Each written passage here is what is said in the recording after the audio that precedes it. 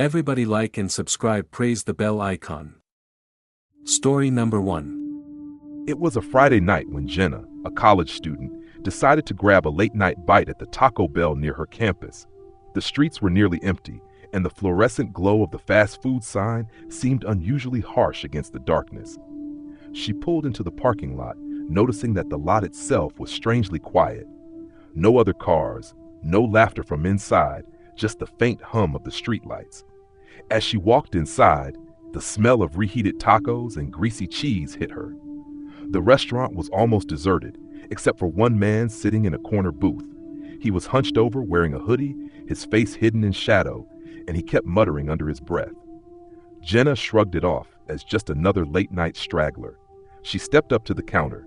The employee was a young guy, maybe her age, with dark circles under his eyes. He smiled too widely and too stiffly, like a mask. "Welcome to Taco Bell. What can I get for you?" Jenna ordered her usual combo, and he nodded without saying a word, disappearing into the kitchen. While she waited, Jenna glanced back at the man in the corner. He was staring at her now, silently, and she felt a chill creep down her spine. She told herself she was being paranoid. The quiet of the restaurant was unsettling. There were no other employees in sight, and the usual buzz of chatter and fryer noise was missing. Finally, the employee returned with her food, placing the bag on the counter.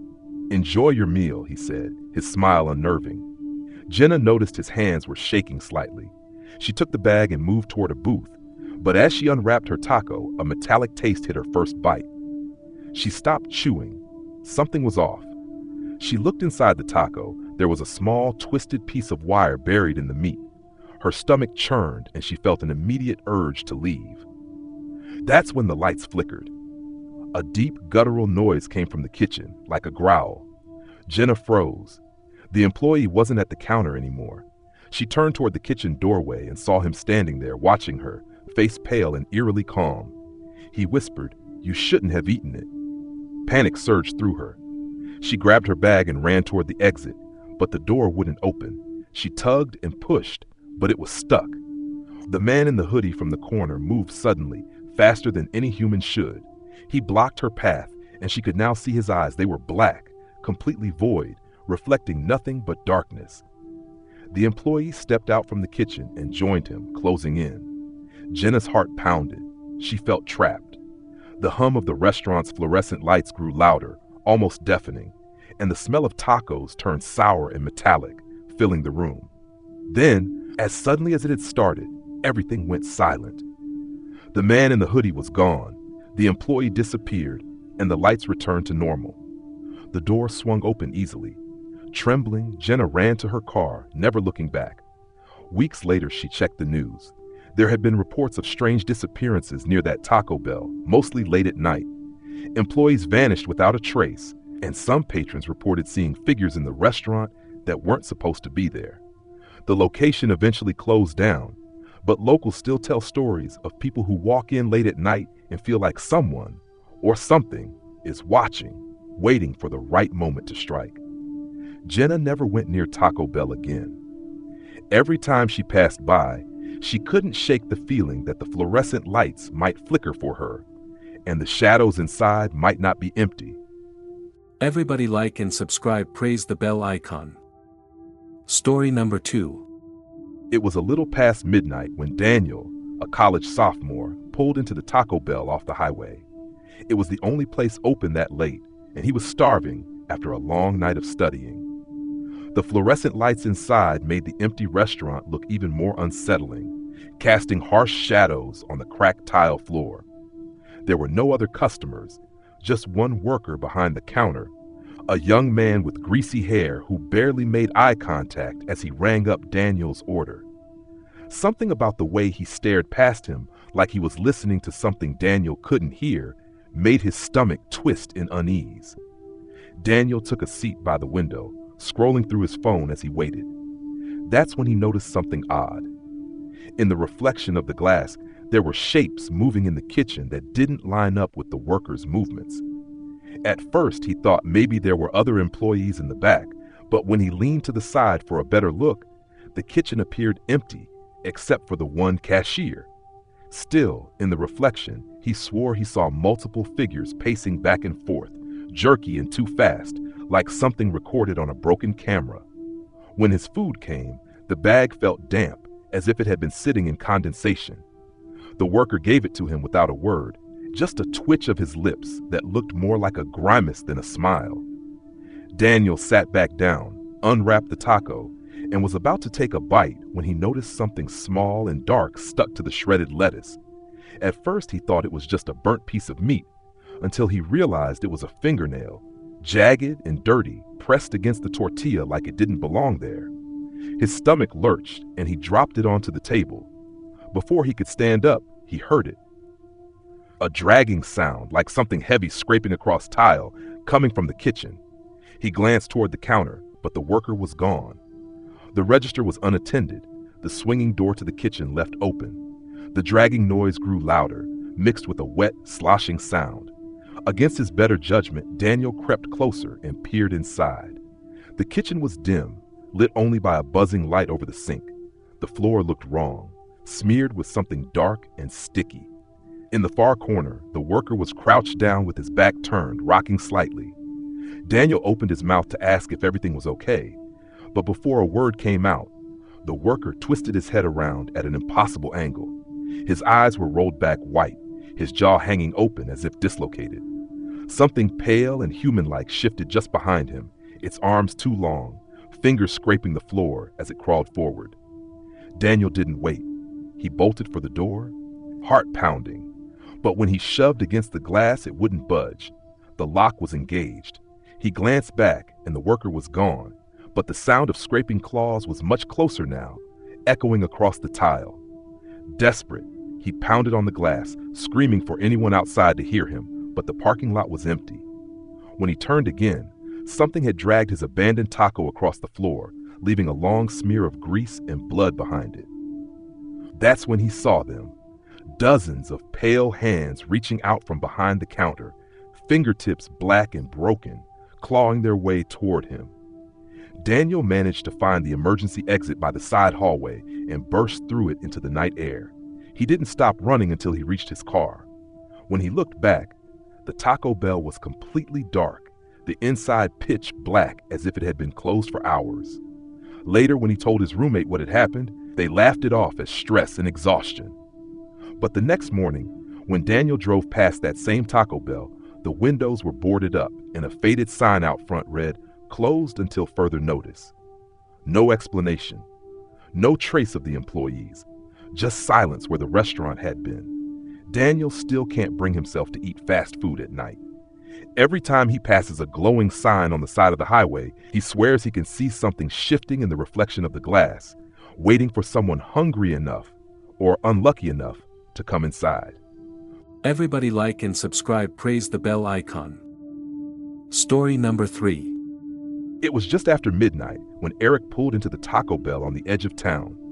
He had been driving for hours, hungry and tired, and it was the only place still lit up. The neon sign flickered faintly, buzzing like it was struggling to stay alive. Inside, the place looked empty, but the open sign glowed bright.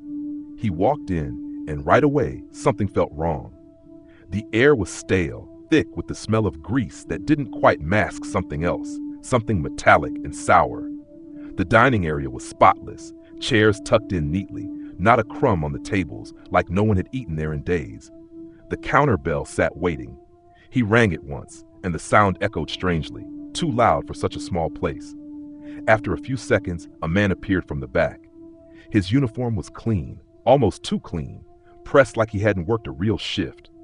His eyes didn't seem to meet Eric's, instead sliding past him like he was staring at something over his shoulder. "What can I get for you?" the man asked. His voice was flat, rehearsed, as though he was reading lines.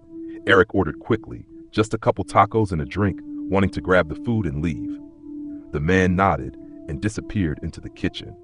That was when Eric noticed something strange. The menu boards were wrong. Every item was listed normally, but under the price, there were strange numbers, almost like coordinates. He leaned closer. They weren't prices at all, just strings of numbers that didn't make sense. The silence pressed in. He could hear something from the back.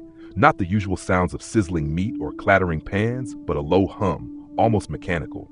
It grew louder the longer he stood there. Finally, the man came back, holding a bag.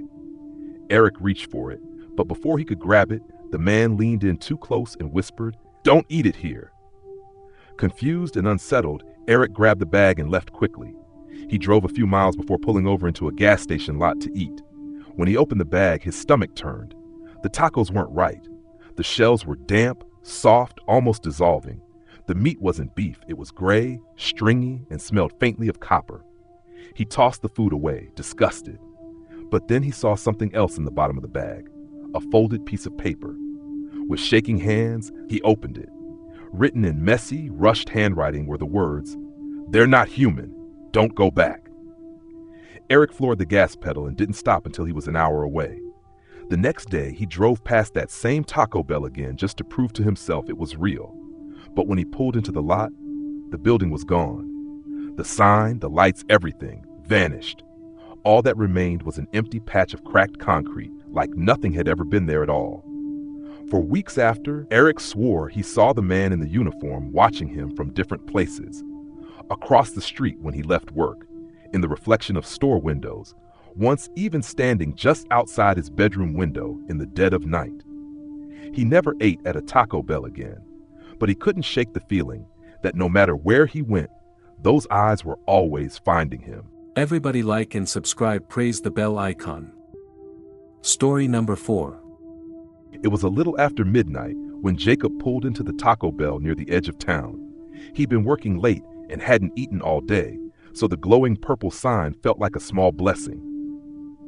The parking lot was nearly empty, save for a single dark sedan idling off to the side with its headlights off. He didn't think much of it. This Taco Bell was one of the only places open that late.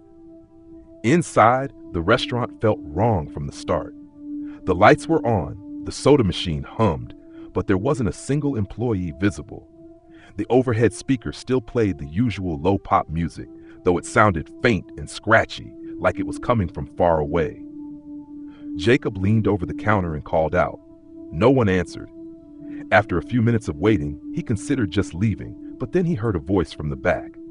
It wasn't words at first, more like a muffled, frantic noise, almost like someone crying behind a closed door. "Hello?" he called. The sound stopped. A few seconds later, footsteps shuffled toward the kitchen entrance, and a young guy in a wrinkled Taco Bell uniform appeared. His name tag was missing, his eyes were bloodshot, and he had this unnerving look about him, like he hadn't slept in days. "Sorry," the worker muttered. "Long night. What can I get you?" Jacob placed his order, trying to shake off the strange vibe, but while waiting, he noticed something unsettling.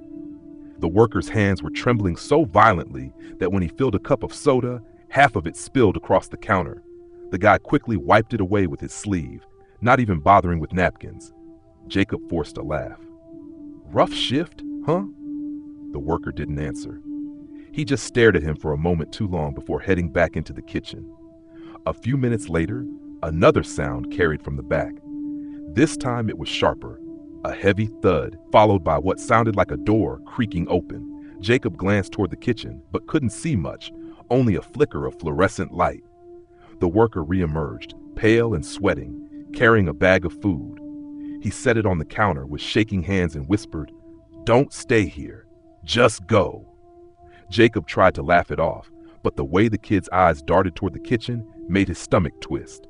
He grabbed his bag and headed toward the door. But before leaving, curiosity got the better of him. He looked back one last time. The worker was gone. The counter was empty again. When he pushed open the door to leave, Jacob froze. That same dark sedan he'd seen earlier was now parked directly in front of the entrance. The engine idled low, headlights still off, windows completely black. He couldn't see anyone inside, but the feeling of being watched pressed down on him. His pulse spiked. Without thinking, he darted to his own car and got inside. As he pulled out, he noticed something horrifying in his rearview mirror.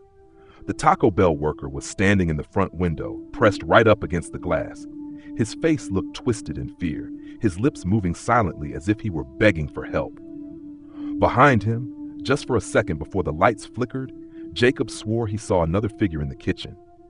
Not in a uniform, not an employee, just a shadowy outline far too tall to belong there. Jacob sped away, heart pounding, the bag of food untouched on the seat beside him. He didn't look back, not even when the sedan pulled out from the lot and began following him down the dark, empty highway. To this day, he says he doesn't eat at Taco Bell anymore. Not because of the food, but because he never found out what happened to the worker, or who or what was waiting in that kitchen. Everybody like and subscribe, praise the bell icon. Story number 5. It was a late Friday night when Jason, a college student working the graveyard shift at Taco Bell, realized this night was different. He had worked there for almost a year, and most nights were uneventful, just the occasional drunk customer or someone forgetting their wallet. But that night, something in the air felt off, an almost tangible weight pressing down in the empty restaurant. The store was quiet, quieter than usual. The hum of the refrigerators and the faint sizzle from the fryers were the only sounds. Jason wiped down the counters, thinking about going home soon, when the front door jingled. A man stepped inside, tall, thin, with an oddly rigid posture. He didn't look at Jason, didn't smile. He just stood near the menu, staring at it as if it were a code only he could decipher. Jason forced a smile and asked, "Can I help you?" The man didn't answer. He didn't even blink. Jason shrugged and went to the register. The man leaned forward slightly, and Jason caught the faintest scent of rotting meat mixed with something metallic. He shivered. What do you want?" Jason asked again. The man finally spoke, in a voice so low it almost felt like a vibration in the air. "Everything." Jason raised an eyebrow. "Everything?" The man nodded, slowly, deliberately. "Everything," he repeated, and then added, almost whispering, "Make it fresh." It wasn't a request Jason could fulfill in the usual sense. He tried to joke, tried to lighten the tension, but the man's gaze never left him. It was like he was measuring him, assessing every twitch, every heartbeat. Jason started preparing food, but the fryers started acting strange, popping violently, the oil blacker than it should have been. The freezer doors slammed shut on their own. The fluorescent lights flickered violently. Jason froze. He had always blamed the old wiring, but this felt intentional. He glanced at the man. His shadow seemed wrong, longer than it should have been, stretching along the tiles in ways that defied logic. When Jason looked back at the food he was preparing, it had shifted.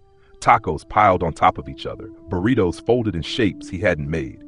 The smell was unbearable, like burnt meat mixed with decay. Jason's phone buzzed in his pocket. He jumped. A text flashed. "Look behind you." He spun around.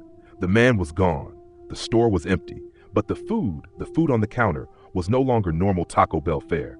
It looked like something alive, writhing subtly under the fluorescent light. Jason stumbled back, almost knocking over the soda machine. The back door slammed open, cold air rushing in. Jason ran, heart hammering. He didn't stop until he was outside, under the orange glow of the parking lot sign. He turned back once. The restaurant was dark, silent again. Nothing seemed out of place, except for the smell. That same metallic, rotting scent lingered in the night air. Jason never worked the graveyard shift again. Employees whispered that sometimes if the lights were off late at night, you could see the Taco Bell sign flicker, and the silhouette of a man standing inside, just staring at the door, waiting. Customers who stayed late claimed the food tasted wrong, like it had been cooked for someone else. And Jason, whenever he drives past that Taco Bell now, swears he sees a shadow move behind the counter, as if it's still waiting for him. No one knows who the man was or what he wanted, but Jason knows one thing. Some nights, Taco Bell isn't just a fast food restaurant.